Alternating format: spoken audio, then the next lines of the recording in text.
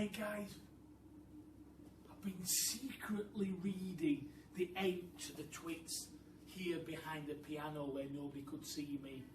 I thought if I read it first, I'll be the first one to find out what happens to everyone in the story. But I wanted to keep it a secret from the teachers and staff in school. So I thought I'll hide behind the piano and secretly read the end. You kind of interrupted me while I was doing it, so my secret's gone, hasn't it now? I suppose I'd just tell you all the end of the story, really, shouldn't I?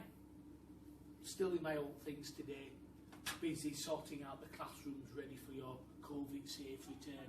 I hope it's not long. Anyway, I'll make a start with the final section of the story before any teachers come and find out what I've been secretly doing. Here we go. It's called The Monkey's Escape. Remember, we left it yesterday with Mr. and Mrs. Twit with their head stuck to the glue, standing upside down, because they thought that was the right thing to do. Yeah, I think it's daft as well, guys. That evening, Muggle Wump and his family went up to the big wood on the top of the hill near the house. And in the tallest tree of all, they built a fabulous tree house. Tree just like our special one up here. They built a tree house in the highest branches they could find. And all the birds, especially the big birds, the crows, and don't forget the rooks, or the magpies, they made their nests around the tree house so that nobody could see the house from the ground. They sort of camouflaged it, if you like. You can't stay up here forever, you know, the rather clever roly-poly bird stated. Why not? Said Mugglewump. It's a lovely place to live, in a tree house at the top of the tree. Just you wait until the winter comes, Mugglewump. Monkeys, you see, don't like cold weather, do you? They most certainly don't, cried Mugglewump. Are the winters very cold over here and high up in trees? Oh, it's all snow and ice, said the roly-poly bird.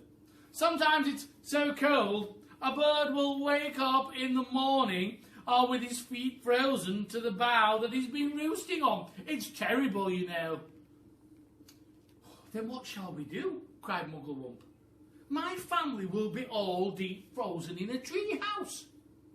Ah, no, they won't, said the roly-poly bird. Because when the first leaves start falling from the trees in autumn, you can all fly home to Africa on the back of me. I'll take you there personally. How about that, Mugglewump, my friend? Don't be ridiculous, Mugglewump said. Monkeys can't fly.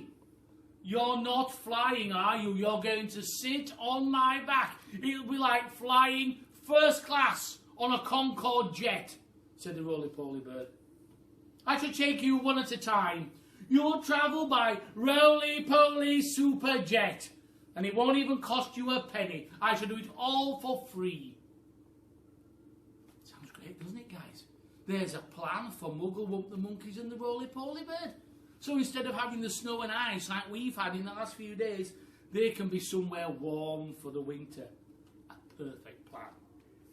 But let's find out what happened to the Twits.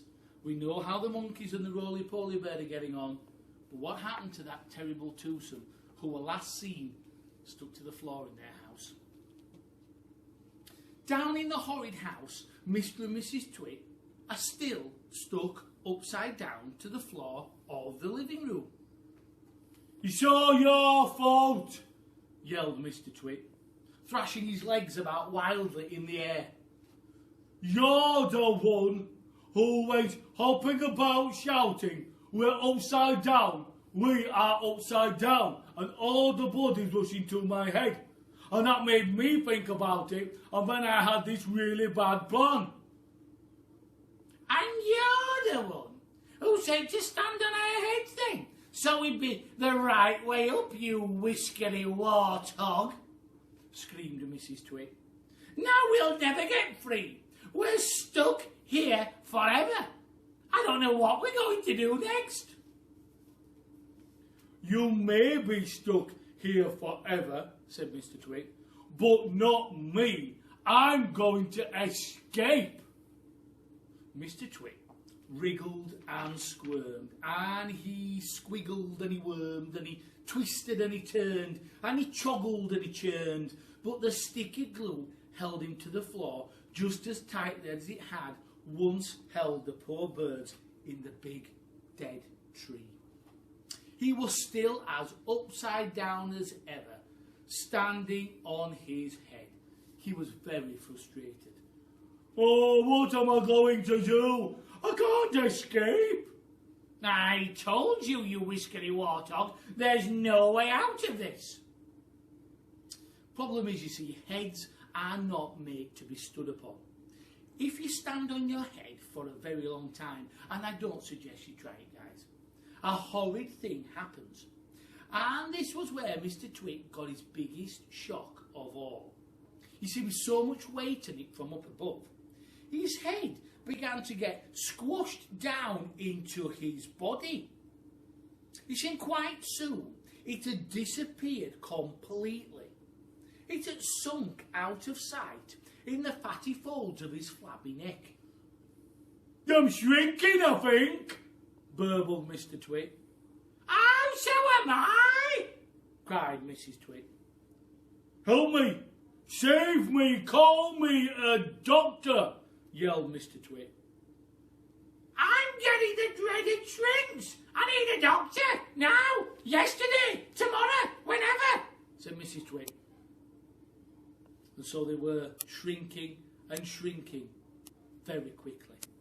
Mrs. Twit was getting the dreaded shrinks even worse than Mr. Twit. And this time, it wasn't a fake like it was in the jokes they played on each other earlier in the story. This time the shrinks were the real thing. Their heads shrank into their necks, and then their necks began shrinking into their bodies, and their bodies began shrinking into their legs, and their legs began shrinking into their feet. Very serious stuff, guys.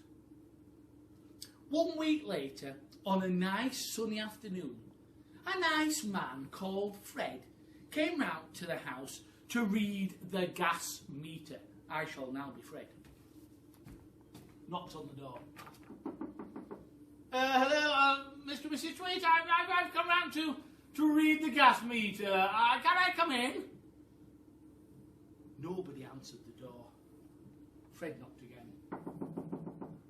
Mr. and Mrs. Twit, can I come in and read the gas meter? I am Fred, the gas meter reader. Nobody still answered the door. So, Fred took it upon himself to peep into the house. And once he did, he saw on the floor of the living room 2 bundles of old clothes. And next to them were 2 pairs of shoes. And of course a walking stick from Mrs. Twit. There was nothing more, it seemed, left in the world of Mr. and Mrs. Twit. Just a bundle of clothes, shoes, and a walking stick. And everyone, including Fred, the gas meter reader, shouted hooray, for the Twits' escapades were no more. So guys, how about that? Just shows, doesn't it? Make sure you look after people, don't play tricks on them, definitely don't eat bird pie, and definitely don't go and fetch custard pies to throw at those birds, otherwise you can see what might happen. I hope you like the story. Another silly one from Roald Dahl, just like the George's Marvellous Medicine. As I always say, don't try any of the silly things they do in the story there, either Mr. and Mrs. Twit or the animals. It's all just a bit of fun that hopefully has made you smile during this nasty lockdown period. Now, we've got 1 more week before we have a short break. So I'm hoping to tell you some short stories next week in Jackanory 3. And then after the short break, we can go into another adventure. But I'll be honest, I hope we are coming towards the end of our Jackanory time, as nice as it's been, because that means then we're able to get back here and share stories together. So, I'm going to head back to my developing in the classroom, if you know what I mean, my sort of moving and shifting and creating in the classroom. And I'll see you for more Jackanory next week. So take care, have a good weekend, and we'll have some different kinds of short stories and rhymes for you next week. Stay safe, see you soon, take care.